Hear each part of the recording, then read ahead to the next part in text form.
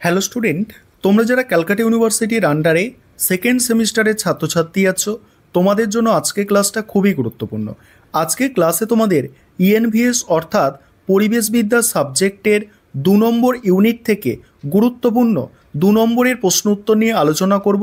আগের ক্লাসে আমি তোমাদের ইউনিট 1 আলোচনা করেছি, আজকে ক্লাসে তোমাদের ইউনিট 2টা আলোচনা করতে চলেছে। প্রথম প্রশ্নই আছে মোস্ট ইম্পর্টেন্ট প্রশ্ন, তোমরা প্রিভিয়াস ইয়ার্সের প্রশ্নপত্রে পেয়ে যাবে যে শিডিউল 1 পানি বলতে কী বোঝো, একটি উদাহরণ দাও। দেখো, শিডিউল 1 পানি বলতে ভারতের বন্যপ্রাণী সুরক্ষা আইন 1972 অনুযায়ী সবচেয়ে বেশি আইনি সুরক্ষার অধিকারী বিরল বা বিপন্ন প্রাণীদের বোঝায়। এদের শিকার করা কঠোরভাবে নিষিদ্ধ। উদাহরণ হচ্ছে বাঘ, একশৃঙ্গ গন্ডার, এগুলো।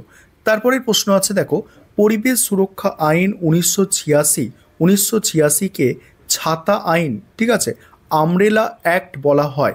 ঠিক আছে, কেন বলা হয়? দেখো অ্যান্সারটা, এই আইনটি পূর্ববর্তী সমস্ত পরিবেশ আইনের দুর্বলতা পূরণ করে জল, বায়ু, মাটি সহ পরিবেশের প্রতিটি দিক নিয়ন্ত্রণ করার জন্য কেন্দ্রীয় সরকারকে ব্যাপক ক্ষমতা প্রদান করে। এটি সমস্ত পরিবেশগত সমস্যাকে একটি আইনের আওতায় আনে, তাই একে ছাতা আইন বলে। পরের প্রশ্ন আছে, মল্টিক প্রোটোকল এর লক্ষ্য কী ছিল?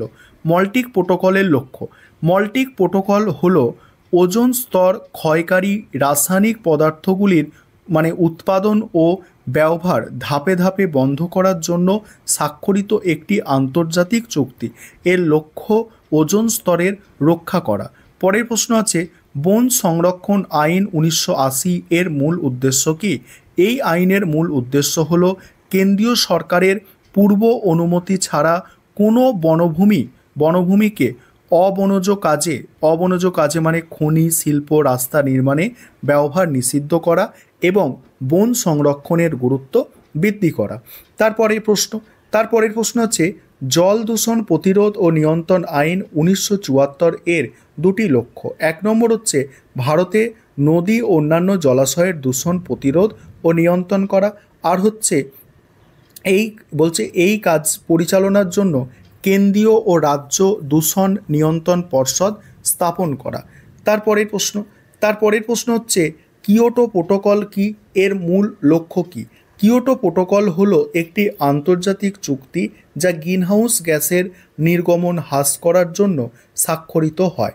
এর লক্ষ্য ছিল উন্নত দেশগুলির জন্য গ্রিনহাউস গ্যাস নিঃসরণ বাধ্যতামূলক লক্ষ্যমাত্রা নির্ধারণ করা। জীববৈচিত্র্য আইন 2002 এর মূল লক্ষ্য 2টি লক্ষ্য। 1 নম্বর হচ্ছে ভারতের জীববৈচিত্র্য সংরক্ষণ, 2 নম্বর হচ্ছে জীব সম্পদের টেকসই ব্যবহার এবং এর থেকে প্রাপ্ত সুবিধার ন্যায্য বন্টন নিশ্চিত করা। তারপরে আছে পরিবেশ আইন প্রয়োগের ক্ষেত্রে 2টি প্রধান সমস্যা উল্লেখ করো।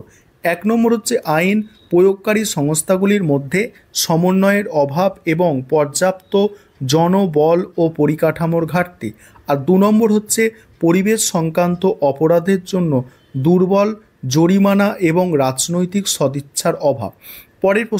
পরের প্রশ্ন, দূষণ নিয়ন্ত্রণ পর্ষদের 2টি গুরুত্বপূর্ণ কাজ। 1 নম্বর হচ্ছে পরিবেশ দূষণ নিয়ন্ত্রণ ও প্রতিরোধের জন্য পরামর্শ দেওয়া, আর 2 নম্বর হচ্ছে শিল্প এবং পৌর সংস্থানগুলিকে জল ও বায়ু দূষণ নিয়ন্ত্রণের জন্য সম্মতি প্রদান করা এবং তাদের কাজ পর্যবেক্ষণ করা। পরের প্রশ্ন, পরিবেশ আইন প্রণয়নের 2টি প্রয়োজনীয়তা কী? পরিবেশ আইন প্রণয়নের 2টি প্রয়োজনীয়তা, 1 নম্বর হচ্ছে প্রাকৃতিক সম্পদগুলির অতিরিক্ত ও অনিয়ন্ত্রিত ব্যবহার রোধ করা, 2 নম্বর হচ্ছে দূষণ নিয়ন্ত্রণ করে মানুষের স্বাস্থ্য ও পরিবেশের গুণমান রক্ষা করা। তারপরে বায়ু দূষণ নিয়ন্ত্রণ ও প্রতিরোধ আইন 1981 মূল উদ্দেশ্য হচ্ছে বায়ুর গুণমান সংরক্ষণ করা, বায়ু দূষণ নিয়ন্ত্রণ ও প্রতিরোধ করা এবং বায়ু দূষণকারী শিল্পের ওপরে নিয়ন্ত্রণ আরোপ করা। তারপরে জীববৈচিত্র্য সংরক্ষণ কনভেনশন, ঠিক আছে, অর্থাৎ এর লক্ষ্য কী? এর লক্ষ্য হচ্ছে পৃথিবীর জিনগত সম্পদের ব্যবহারের মাধ্যমে যে সুবিধাগুলি লাভ হয় সেগুলিকে সুষ্ঠু ও ন্যায্য বন্টন নিশ্চিত করা। যেগুলো স্টার দেওয়া আছে আমি সেগুলো বলে যাচ্ছি। দেখো এই প্রশ্নটাও তোমরা দেখবে যে পরিবেশ আইন লঙ্ঘনের জন্য কী ধরনের শাস্তি হতে পারে। তারপরে আছে ওজোন স্তরের ক্ষয় বলতে কী বোঝো। এই প্রশ্নের উত্তরটা দেখো, ওজোন স্তরের ক্ষয়, ঠিক আছে। ওজোন স্তরের ক্ষয় বলতে বায়ুমণ্ডলে স্ট্র্যাটোস্ফিয়ারে ক্ষতিকারক রাসায়নিক পদার্থ যেমন সিএফসি দ্বারা ওজোন গ্যাস, দেখো সিএফসি, তারপরে দ্বারা ওজোন গ্যাসের O3, মানে ওজোন গ্যাসের সংকেত আছে O3, ঘনত্ব হ্রাস পাওয়াকে বোঝায়। এর ফলে সূর্য থেকে আসা ক্ষতিকারক অতি বেগুনি রশ্মি পৃথিবীতে প্রবেশ করে। তারপরে কি আছে দেখো পরের প্রশ্ন, জলবায়ু আলোচনা। জলবায়ু আলোচনা বলতে কী বোঝো। জলবায়ু আলোচনা, ঠিক আছে, ক্লাইমেট নেগোসিয়েশন বলতে কী বোঝো।